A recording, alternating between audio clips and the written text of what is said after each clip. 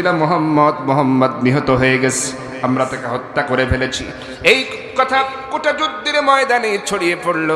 এমনকি যে নারী সাহাবী নুসাইবা বিনতে কাব রাদিয়াল্লাহু তাআলা আনহা, তার কানেও যখন গেল যে নবীজি বেঁচে নাই, নবীজিকে হত্যা করা হয়েছে, শহীদ করা হয়েছে।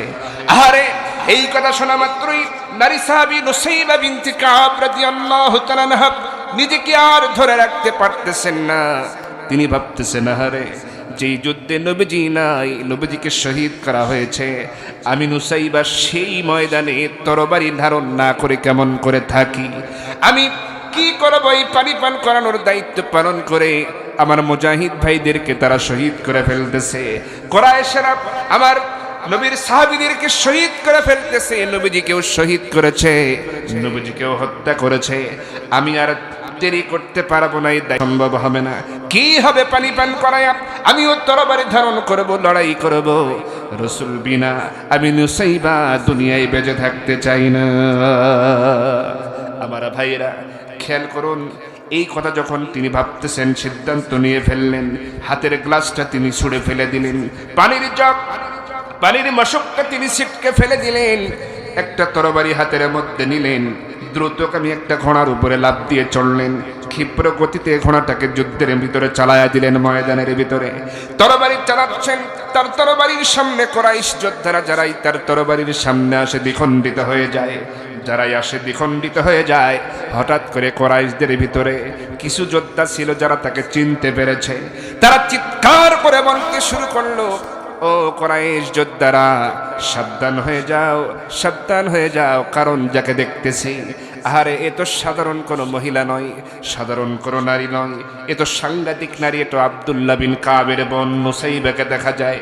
এর সাথে তরবারি ধরে পারা যাবে না, এমন ভাবে তরবারি চালাই, মুহূর্তের মধ্যে চোখের পলকে তরবারি ঘুরাই, তার তরবারি চোখেই দেখা যায় না।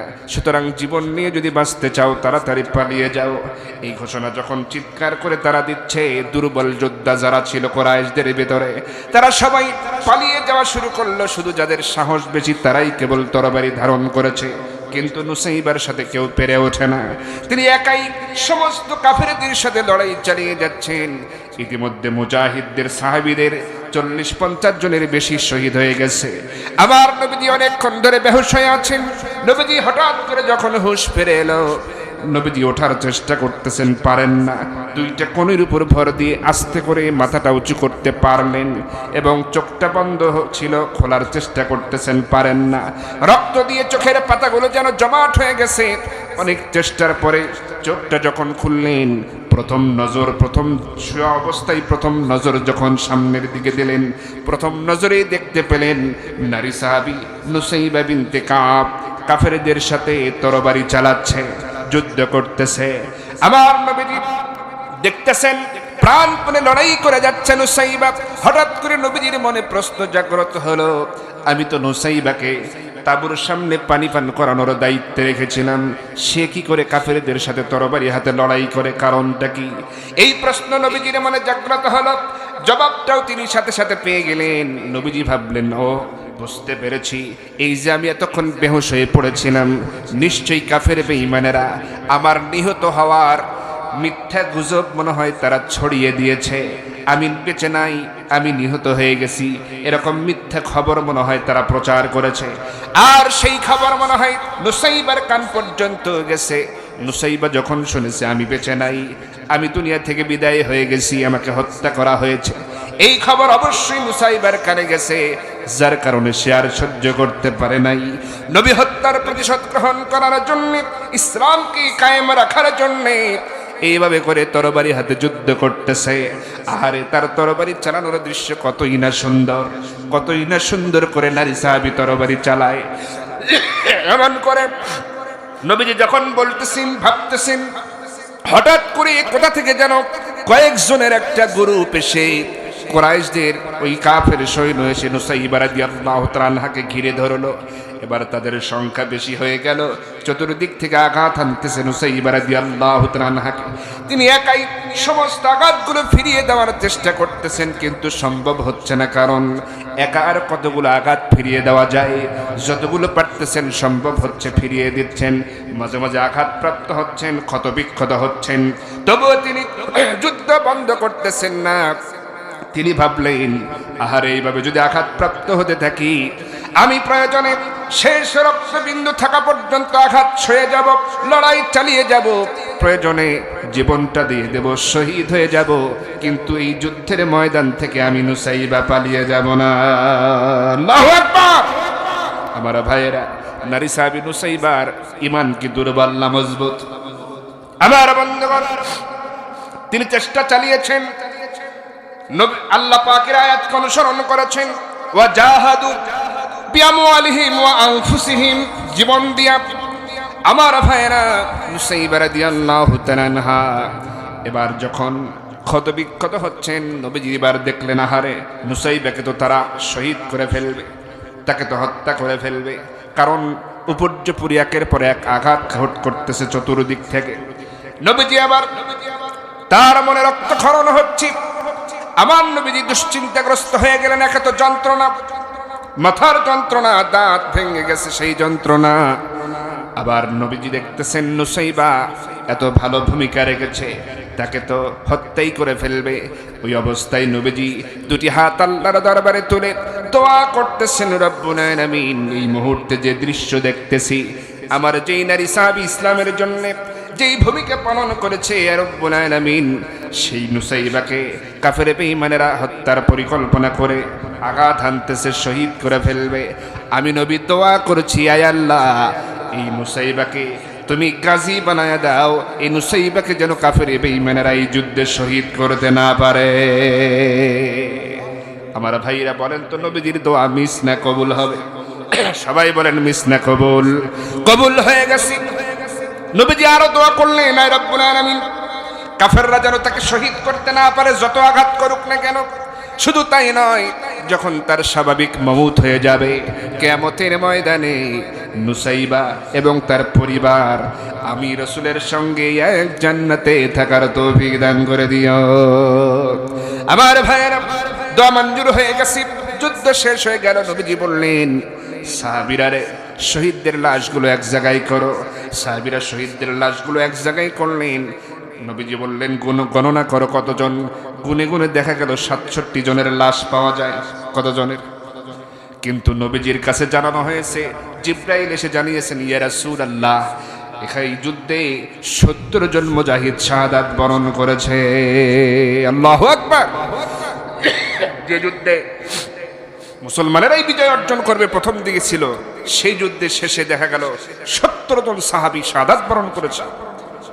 আমার ভাইরা, কিন্তু গুনে গুনে কতজন পাওয়া গেল? 67 জনের লাশ পাওয়া গেল, এখনো 3 জন বাকি আছে। নবীজি বললেন, না, আমার কাছে তো খবর আছে 70 জন, আর 3 জন কোথায়, খুঁজে বের কর। কেউ আর খুঁজে পায় না। নবীজিকে জানানো হলো, ইয়া রাসূলুল্লাহ, আপনি ভালো বলতে পারবেন, আমরা তো খুঁজে পেলাম না।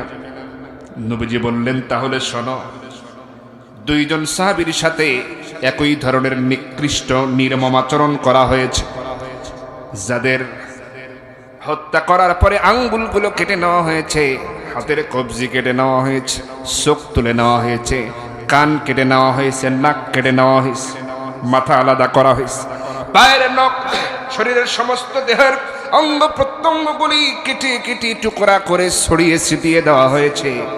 এজন্যে তুমি এরকম সম্পূর্ণ দেহ, এরকম লাশ খুঁজে পাবে না। এই একই ধরনের আচরণ করা হয়েছে 2 জন সাহাবীর সাথে। একজন হলো আব্দুল্লাহ বিন জাহাশ, আমার সাহাবী, আরেকজন হলো আমার চাচা আমির হামজা। তোমরা খুঁজে দেখো। সবাই খুঁজতে শুরু করলো। হ্যাঁ, ওই তো আঙ্গুলগুলো দেখা যায়, ওই তো কান কাটা পড়ে আছে, ওই তো চোখ পড়ে আছে, ওই তো হাতের কবজি কাটা আলাদা, মস্তক আলাদা। এবার সবাই এই সমস্ত অঙ্গ প্রত্যঙ্গগুলো খুঁজে খুঁড়ে একেবারে একটা চাদরের মধ্যে এক জায়গায় করে নবীজির সামনে হাজির করলো।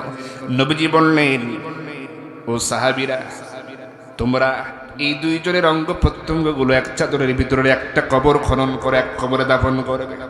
সাহাবীরা সব অঙ্গ প্রত্যঙ্গ গুলো এক জায়গায় রেখে রাখলেন। এমনকি আমির হামজা রাদিয়াল্লাহু তাআলা আনহুর দেখা গেল কলিজাও চিবিয়ে চিবিয়ে ফেলে দেওয়া হয়েছিল, তাও তারা সেটা খুঁজে পেলেন। চেবানো চেবানো কলিজা সবগুলো চাদরের মধ্যে রেখে নবীজিকে যখন দিলেন সামনে, নবীজি বললেন, দুইজনের অঙ্গ প্রত্যঙ্গ এক চাদরের মধ্যে রেখে এক কবরে দুইজনকে দাফন করে দাও, যাতে করে কিয়ামতের ময়দানে এই দুইজন আল্লাহর দরবারে সাক্ষী হয়ে দাঁড়িয়ে যেতে পারে। আমার ভাইরা 67 আর এই 2 কত হলো? বাকি থাকে কয়জন? অপেক্ষা করতেছেন সাহাবীরা, অপেক্ষায় আছেন আরেকজন, তাহলে কি আরেকজন, তাহলে কি? নবীজি মাঝে মাঝে আসমানের দিকে তাকান, আবার নিচে তাকান সাহাবীদের দিকে। সাহাবীরা আশ্চর্য হয়ে অপেক্ষা করছেন, হতবাক হয়ে যাচ্ছেন, না জানি আরেকজন কে কোথায়। নবীজি বললেন, অপেক্ষা করো, আরেকজনের লাশ জমা হয়ে যাবে। হঠাৎ করে দেখা গেল আসমান থেকে ফেরেশতারা হাউজে কাউসারের পানি দিয়া হযরতে হানজালার গোসলটা সম্পন্ন করে নবীজির সামনে আসমান থেকে এসে জমা দিয়ে যাওয়া হয়। এখনো হযরতে হানজালার চুল দিয়ে হাউজে কাউসারের পানি টপ টপ করে পড়তেছে, আর গোটা ময়দান যেন ওহদের ময়দান জান্নাতের সুঘ্রাণ দিয়ে ভরে গেছে। আমার ভাইরা, এই যে 17 জন নবীজি জানাজা পড়ায়া দিলেন, আর বলতেছেন সাহাবীরা রে, একটু আমাকে খবরটা দাও, আমার নারী সাহাবী নুসাইবার খবরটা একটু আমারে দাও। নবীজি এই কথা বলা মাত্রই কেউ কেউ বলতেছেন, ইয়া রাসূলুল্লাহ, নুসাইবাকে তো আমরা তাঁবুর সামনে দেখেছিলাম, পানি পান করানোর দায়িত্বে পালন করছিল। কেউ কেউ বলতেছে, ইয়া রাসূলুল্লাহ, হ্যাঁ, আমি দৌড়ে গিয়ে তার হাতে পানি খেয়ে এসেছি, পানির তৃষ্ণা লেগেছিল আমার, তাকে তাঁবুর কাছে দেখেছি।